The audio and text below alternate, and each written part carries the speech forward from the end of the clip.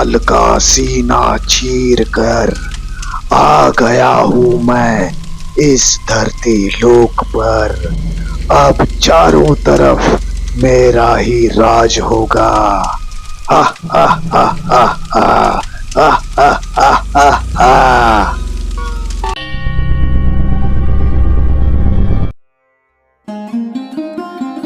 पुरी के जगन्नाथ मंदिर से कुछ ही दूरी पर एक गांव है, सत्यापुर। बहुत समय पहले की बात है। वह रात का समय था। गांव के सारे लोग सो रहे थे। गांव के सामने एक घना जंगल था जो कि बहुत दूर तक फैला हुआ था। रात के लगभग 1 बजे का समय था। गांव के सामने झाड़ियों से कुछ आवाजें आ रही थी। उन आवाजों को सुनकर भोला जाग चुका था। भोला अपने गांव का सबसे ताकतवर युवक था। भोला घर के बाहर आ गया। उसे लग रहा था कि कोई भेड़िया गांव के पशुओं को खाने के लिए घात लगाए इन झाड़ियों में बैठा है। भोला इससे पहले भी 2-3 भेड़िए को मार चुका था। भोला बिना किसी डर के उन झाड़ियों की ओर बढ़ा। वह झाड़ियां थोड़ी घनी थी क्योंकि वहां से जंगल की शुरुआत होती है। भोला उन झाड़ियों में इधर उधर देख रहा था कि अचानक से एक बड़ा सा हाथ उन झाड़ियों में से बाहर आ जाता है और भोला को खींचकर जंगल के अंदर लेकर चला जाता है। उस समय इस पूरे दृश्य को एक और लड़के ने देख लिया था जो कि भोला के बगल वाले घर में ही रहता था। वह लड़का काफी ज्यादा डर चुका था। उसने गांव के लोगों को चिल्ला चिल्ला कर इकट्ठा कर लिया। सुनो गांव वालों, बाहर आओ। सुनो गांव वालों, बाहर आओ। हाँ हाँ हाँ हाँ हाँ हाँ। अरे चंदू, क्या हुआ? इतना क्यों चिल्ला रहे हो? क्या देख लिया झाड़ियों में? एक बड़ा सा हाथ और भोला भैया, भोला भैया। हाँ हाँ, भोला। भोला को क्या हुआ? अरे ठीक से बताओ, डरो मत, हम सब हैं यहाँ पर। चंदू गांव के मुखिया को सारी बातें बताता है। गांव के मंदिर के साधु भी चंदू की बातों को ध्यान से सुनते हैं। क्या बेटे चंदू, क्या तुमने उसका चेहरा देखा था? चंदू और गांव के लोगों के बीच बातचीत चल ही रहा होता है कि तभी जख्मी हालत में वह पहलवान भोला जंगल से बाहर गांव के लोगों के सामने आकर खड़ा हो जाता है। देखो देखो, भोला पहलवान आ गया। वो जो कोई भी था, हमारे भोला पहलवान ने उसे मार दिया। मैंने किसी को नहीं मारा, बल्कि उसने मुझे जाने के लिए कहा। अरे किसने जाने के लिए कहा? कौन था वो? चंदू कह रहा था कि कोई बड़ा सा हाथ तुम्हें जंगल में खींचकर लेकर गया। चंदू सही कह रहा था मुखिया जी। जिसने मुझे पकड़ा था वह कोई इंसान नहीं था या फिर कोई जानवर भी नहीं, बल्कि वह एक भयानक राक्षस था। क्या सारे राक्षस भयानक होगा, हमें बचाना ही होगा। सभी लोग शांत हो जाओ। एक भयानक राक्षस ने तुम्हें ऐसे ही जीवित छोड़ दिया। इसका मतलब कुछ तो षड्यंत्र है, क्योंकि राक्षस कभी मनुष्यों को जीवित नहीं छोड़ते। सही कहा साधु जी आपने। जब मैं उसके सामने खड़ा था तो मुझे लग रहा था कि अब मेरा अंतिम समय आ गया है। उसके बड़े बड़े नाखून, तेज नुकीले दांत, सिर पर 2 सिंग और आकार बदलने की शक्ति। मैं बहुत डर गया। मैं उसके सामने अपने प्राणों की भीख मांग रहा था। छोड़ दो मुझे जाने दो। मैंने क्या बिगाड़ा है तुम्हारा? तुम क्यों मुझे मारना चाहते हो? कौन हो तुम? काल वेताल नाम है मेरा। सबको मार कर खा जाऊंगा मैं। उसके पास में बहुत से कंकाल पड़े हुए थे। शायद उसने बहुत सारे मनुष्यों और पशुओं को मार कर खाया हुआ था। मैं बहुत डर गया, बहुत ज्यादा डर गया। जाओ, अब अपने गांव जाओ और गांव के लोगों से कहना कि कल रात को मैं गांव के अंदर आऊंगा और सभी को मार कर खा जाऊंगा। मैं वहां से भागते हुए यहां वहां गिरता पड़ता आ गया। साधु जी, एक और बात, उसने कहा कि अपने गांव के साधु से कहना कि सामंत तो याद है ना, मेरे चेले। साधु जी, सामंत हाँ मुखिया, तुम जो कुछ सोच रहे हो यह वही है, मेरे गुरु सामंत। आपके गुरु? वह राक्षस, क्या वह राक्षस आपका गुरु है? आज से लगभग 25 साल पहले मैं इस गांव में आया था। साधु सामंत इस गांव के श्री कृष्ण मंदिर में पूजा पाठ किया करते थे। उन्होंने मुझे बहुत सारे मंत्र सिखाए। उनके साथ में मैं जगन्नाथपुरी धाम भी जाया करता था। इस गांव से लेकर जगन्नाथपुरी धाम तक जितने भी गांव के लोग हैं, सभी लोग साधु सामंत का आदर सत्कार किया करते थे। परंतु साधु सामंत के अंदर बहुत ही क्रोध और अहंकार था। घमंड के कारण उनका मन पूजा पाठ से कम होने लगा। वह तंत्र विद्या सीखने लगे और साधु से वह तांत्रिक बन गया। काला जादू, वशीकरण, तांत्रिक कलाएं सीख ली। तांत्रिक विद्या से लोगों को परेशान करने लगे। उनका कहना था कि लोग उनकी पूजा करें, भगवान पर विश्वास ना करने की बातें लोगों से करते थे।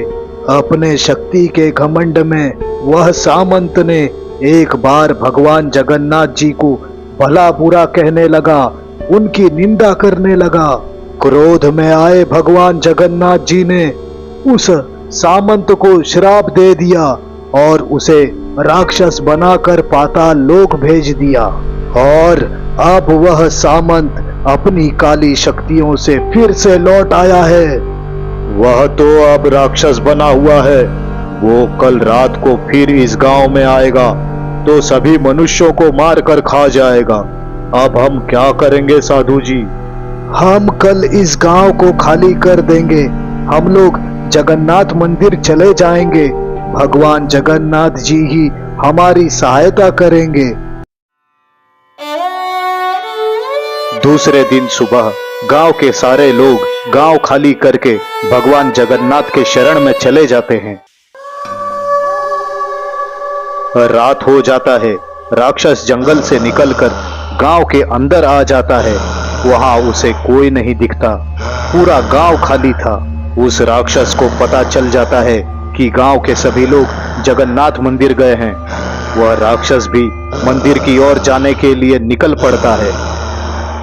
गांव के बाकी लोग कहां पर हैं? बच्चे और महिलाएं? साधु जी, यह मंदिर के पुजारी हैं। इन्हें मैं सब कुछ बता चुका हूँ।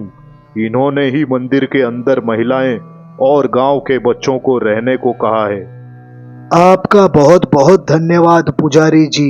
हम लोग बहुत बड़े संकट में हैं और इस संकट में आपने गांव के लोगों को सहारा दिया। मैं तो भगवान का सेवक हूँ। मनुष्यों की रक्षा करना और उनका सहारा तो भगवान जगन्नाथ जी हैं।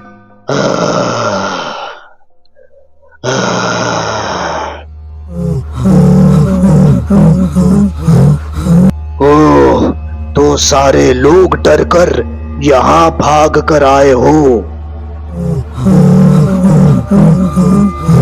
तुम लोगों को क्या लगता है मैं यहाँ नहीं आ सकता?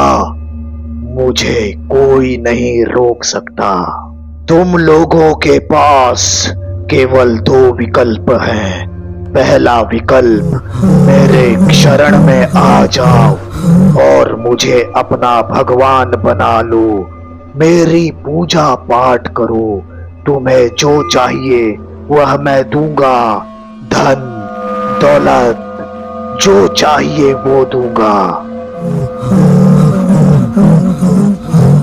और दूसरा विकल्प, मैं सभी लोगों को यहाँ मार कर खा जाऊंगा।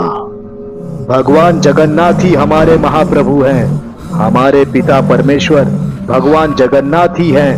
हमें नहीं चाहिए धन दौलत और तुम जैसे राक्षस की पूजा करने से अच्छा है कि हम लोग मृत्यु को प्राप्त हो जाएं। परंतु हमें हमारे भगवान पर पूर्ण विश्वास है। वह हमारे साथ है। तो बुलाओ अपने उस भगवान को। जरा मैं भी तो देखूं कैसे बचाता है वह तुम लोगों को।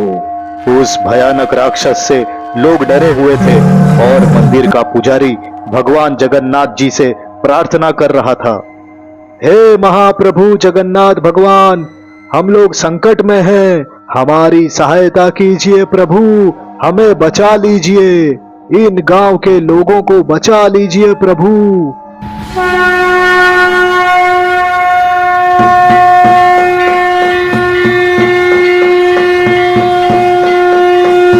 हे प्रभु प्रकट होइए, आइए प्रभु आइए, हमारी रक्षा कीजिए, आपको आना ही होगा प्रभु। अब बस करो, वह नहीं आने वाला। अब तुम्हारा समय समाप्त हुआ। अब मैं सभी को मारकर खा जाऊंगा। राक्षस हुंकारता हुआ लोगों की ओर बढ़ रहा था कि अचानक से मौसम बदल गया।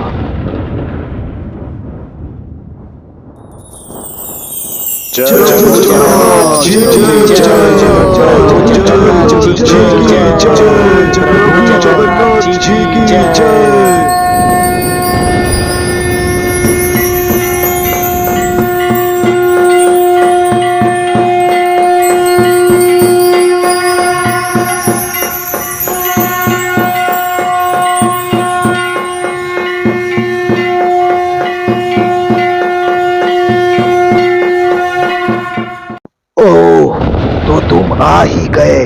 देखो, मुझे तुम्हारे श्राप की वजह से मैं एक साधारण राक्षस बन गया था, पर मैंने बहुत कुछ सीखा, बहुत सी शक्तियां प्राप्त कर ली है। अब ना ही तुम बचोगे और ना तुम्हारे ये गांव के लोग। कण भर की शक्तियों का तुम में इतना अहंकार, जरा दिखाओ तो अपनी शक्ति।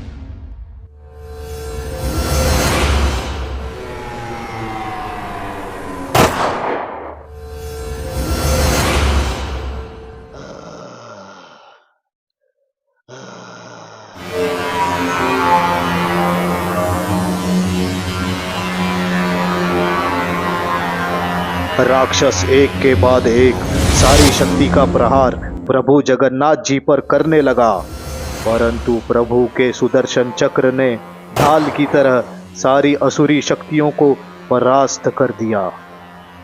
अब सुदर्शन चक्र प्रभु के उंगली पर घूम रहा था और राक्षस प्रभु जगन्नाथ की ओर देख रहा था। अब तुम्हारा समय समाप्त हुआ, अब तुम्हारा विनाश होगा।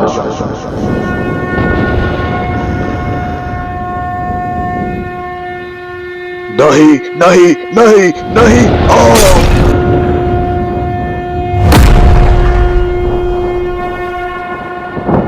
इस तरह प्रभु जगन्नाथ जी ने उस राक्षस का विनाश कर दिया और इस तरह प्रभु जगन्नाथ ने सारे गांव के लोगों की रक्षा की।